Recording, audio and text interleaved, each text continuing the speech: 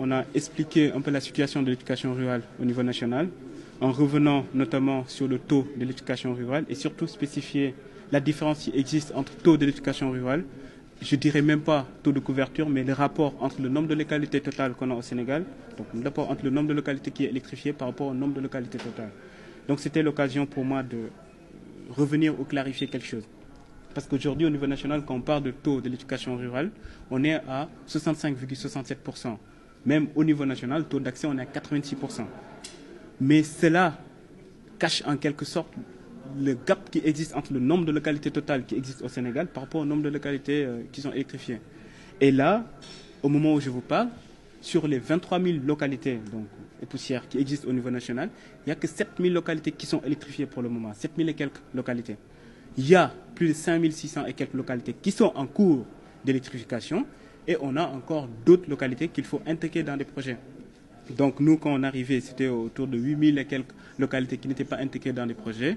Avec des projets qu'on a structurés actuellement, il nous reste à peu près 4 000 localités à intégrer dans les projets.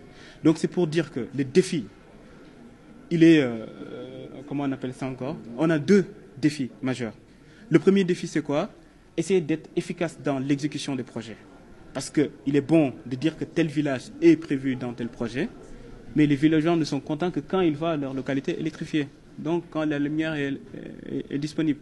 Donc le défi majeur actuellement, c'est d'être efficace dans l'exécution des projets.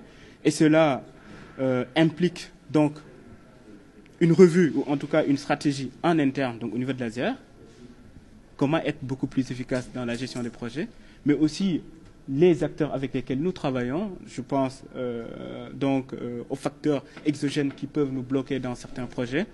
Donc c'est tout, que ce soit le ministère des Finances, que ce soit encore d'autres acteurs qui sont dans l'électrification rurale. C'est pour dire qu'il faut une collaboration étroite pour être efficace dans l'exécution des projets.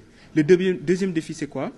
Voir les localités qui ne sont pas encore électrifiées, comment structurer de nouveaux projets qui, dans la stratégie globale, prévoient, ou en tout cas essayer d'être moins cher, le moins cher possible, donc réfléchir sur le coût, mais aussi dans les technologies.